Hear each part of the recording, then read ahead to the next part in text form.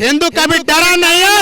ये लोधी वंश के जैसा ये शासन चलाना चाहता है कि लोगों को जिंदा जलाता है। काट देंगे, काट देंगे। तो हिंदू भी एक धर्म एक मजहब की बात करने लग जाए तो फिर समझ लीजिए देश कहाँ चला जाएगा। सरकार कहे कि वो जनता के लिए है और हिंदू हित की बात नहीं करेगी तो उखाड़ फेंका जाएगा। बांग्लादेश का बॉर्डर खोल दिया जाए, जितने अल्पसंख्यक हिंदू वहाँ रहते हैं उनको अगर सुरक्षित जिंदा देखना है तो उनको भारत में लाना अत्यंत आवश्यक है। कि लगातार बात आता है कि हिंदू पर खतरा नहीं है, हिंदू खतरे में नहीं है, लेकिन ये जो तस्वीर बांग्लादेश में देखने को मिले जहाँ जिंदा जला दिया गया, संविधान को ताक पे रखकर एक युवक को, हिंदू युवक को निर्मम हत्या कर दी गई, जिंदा जला दिया गया, तो उससे पता चल रहा है कि हिंदू खतरे में है। चुन चुन कर वहाँ हिंदुओं को मार रहे हैं, एक प्रकार का ललकारने का काम कर रहे हैं और इस पर प्रधानमंत्री और अमित शाह को जरूर आवाज उठाना चाहिए। ये देश हमारा है, हिंदुस्तान हमारा है। हमारे हिंदू भाइयों को बांग्लादेश के बॉर्डर को खोलकर और उनको यहाँ पर लाने की कानूनन व्यवस्था की जाए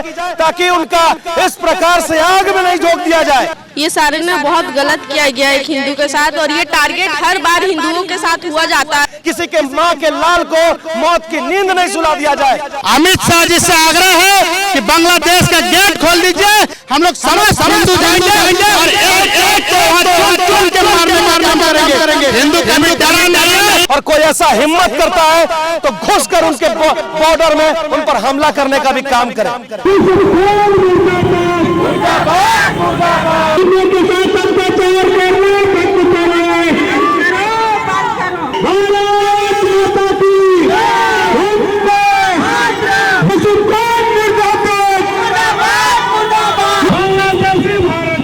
ये जो रामगढ़ की सड़क पर आप भीड़ देख रहे हैं, ये सिर्फ भीड़ नहीं, आक्रोश है, ये चेतावनी है बांग्लादेशियों को और ये एकजुट होते सनातनी है जो आज अपने हिंदुओं के रक्षा के लिए आज रामगढ़ की सड़क पर एकजुट होकर आज विरोध प्रदर्शन कर रहे हैं। जो बांग्लादेश की धरती पर जो एक हिंदू युवक के साथ में जिंदा जलाने का कायराना हरकत किया गया, निर्मम क्रूरता पूर्वक उसकी हत्या की गई, आज उसके विरोध में आज एक जबरदस्त प्रदर्शन किया जा रहा है। कृति जी, वो जो तस्वीर है उसको देखकर किसी के भी रोंगटे खड़े हो गए, लेकिन उसके बावजूद बांग्लादेश के लोग जो है मानवता को शर्मसार करने का काम कर रहे हैं। हमारे देश में किसी भी जात के साथ अगर ऐसा हो जाए, किसी भी समुदाय के साथ हो जाए तो हम एक साथ खड़े होते हैं, लेकिन बांग्लादेश में तो बता रहा है कि वो लोग सिर्फ और सिर्फ एक मजहब की, एक धर्म की, एक जात की बात करते हैं।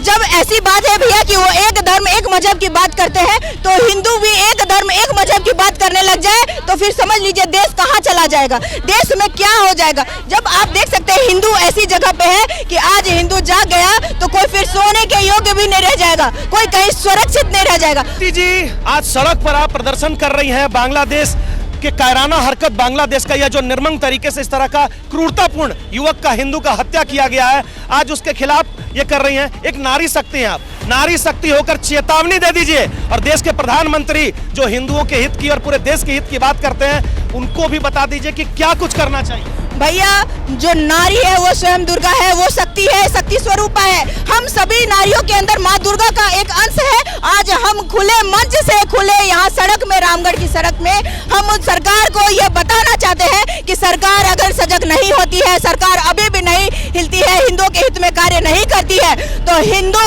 अपने आप जागेगा और चाहे वो बांग्लादेश की सरकार हो या भारत सरकार हो या झारखंड सरकार हो, सरकार कहीं की भी वो जनता के लिए है, वो हिंदू हित की बात नहीं करेगी तो उखाड़ फेंका जाएगा। और यहाँ पर बहुत बड़ी तादाद में लोगों की मौजूदगी हुई है। उस बीच में गौतम भी हमारे साथ है। गौतम, आज जो आप लोग यहाँ पर प्रदर्शन कर रहे हैं, विरोध कर रहे हैं बांग्लादेश के कायराना हरकत के खिलाफ में, पुतला भी जलाए हैं, आज क्या कुछ कर रहे हैं और क्या मांग करते हैं देश के प्रधानमंत्री से?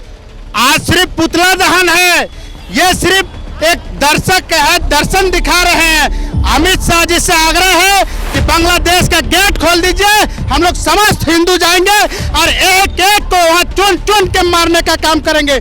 हिंदू कभी डरा नहीं है। ये लोधी वंश के जैसा ये शासन चलाना चाहता है कि लोगों को जिंदा जलाता है। काट देंगे। प्रधानमंत्री जी समझ जाइए, हिंदुओं के साथ अगर अत्याचार होता है तो यूसुफ खान तुम्हें भी नहीं छोड़ूंगा। सिर्फ अमित शाह आदेश करे, गेट खुलवा दे, मैं भी बांग्लादेश घुस के एक एक वहाँ के जो हमारे हिंदुओं के साथ मारा है उनको मारने का काम करेंगे। अमिका जी क्या चाहती हैं आप? बहुत बड़ी आवाज उठ रही है कि बांग्लादेश में जितने भी हिंदुओं पर अत्याचार हो रहा है, जो लोग हैं उनको भारत देश वापस बुला लिया जाए, ऐसी भी आवाजें बुलंद हो रही है। आप क्या चाहती हैं? देखिए, हम तो यही प्रधानमंत्री से मांग करेंगे और तमाम हिंदू जो भी भारत में रहते हैं वो यही मांग करेंगे कि बांग्लादेश का बॉर्डर खोल दिया जाए। जितने अल्पसंख्यक हिंदू वहां रहते हैं उनको अगर सुरक्षित जिंदा देखना है तो उनको भारत में लाना अत्यंत आवश्यक है, क्योंकि जिस प्रकार से जिहादी मानसिकता वाले लोग चुन चुन कर वहाँ हिंदुओं को मार रहे हैं, एक प्रकार का ललकारने का काम कर रहे हैं। और इस पर प्रधानमंत्री और अमित शाह को जरूर आवाज उठाना चाहिए, जरूर अपना एक निर्णय सुनाना चाहिए, जिसके लिए भारत के हिंदू अभी तक डटे हुए हैं और वो चाहते हैं कि एक आवाज प्रधानमंत्री और अमित शाह की तरफ से जरूर आए। यहाँ पे बहुत बड़ी तादाद में लोग हैं, बड़े उम्र के लोग हैं, महिला पुरुष बुजुर्ग हैं, छोटी बहन भी हमारी आई हुई है। कैसा आग लगा जब उस प्रकार से एक हिंदू भाई को निर्मम हत्या कर दिया गया, आग में झोंक दिया गया, जिंदा जला दिया गया। ये सारे ने बहुत गलत किया गया एक हिंदू के साथ, और ये टारगेट हर बार हिंदुओं के साथ हुआ जाता है। हिंदू जातियों को टारगेट में रखते, चाहे वो किसी की बहन बेटी रहे, हिंदू जान के उस पर टारगेट किया जाता है और हिंदुओं के साथ बहुत ज्यादा अत्याचार किया जा रहा है। ये बहुत गलत है। प्रधानमंत्री जी के साथ यही आवेदन करेंगे, अगर हिंदू के साथ गलत होता है तो उसके खिलाफ वो विरोध करे, चुप ना बैठे।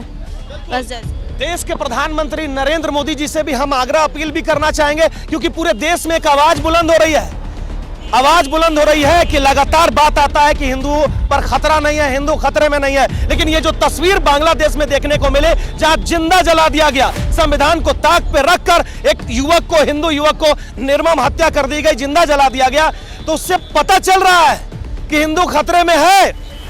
हिंदू खतरे में है तो देश के प्रधानमंत्री जी मोदी सर, ये देश हमारा है, हिंदुस्तान हमारा है, हमारे हिंदू भाइयों को बांग्लादेश के बॉर्डर को खोलकर और उनको यहां पर लाने की कानूनन व्यवस्था की जाए, ताकि उनका इस प्रकार से आग में नहीं झोंक दिया जाए, किसी के मां के लाल को मौत की नींद नहीं सुला दिया जाए, और कोई ऐसा हिम्मत करता है तो घुसकर उनके बॉर्डर में उन पर हमला करने का भी काम करे।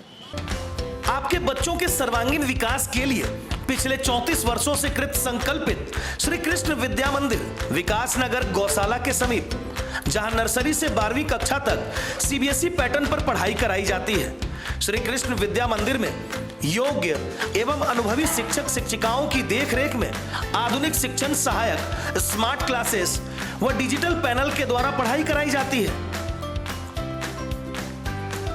विद्यालय में हाईटेक विज्ञान प्रयोगशाला, कंप्यूटर लैब, मैथ लैब, समृद्ध लाइब्रेरी के साथ साथ खेल कूद, नृत्य, संगीत आदि की समुचित व्यवस्था उपलब्ध है। साथ ही आपके बच्चों को घर से सुरक्षित लाने और ले जाने के लिए बस फैसिलिटी की भी सुविधा उपलब्ध है। ध्यान दें, विद्यालय में नामांकन जारी है, वहीं कक्षा नर्सरी से 5वीं तक नामांकन निःशुल्क हो रहा है। तो आप अपने बच्चों का नामांकन शीघ्र कराएं व उनका भविष्य उज्जवल बनाएं। नामांकन के लिए संपर्क करें श्री कृष्ण विद्या मंदिर विकास नगर गौशाला के समीप, रामगढ़ कैंट, रामगढ़।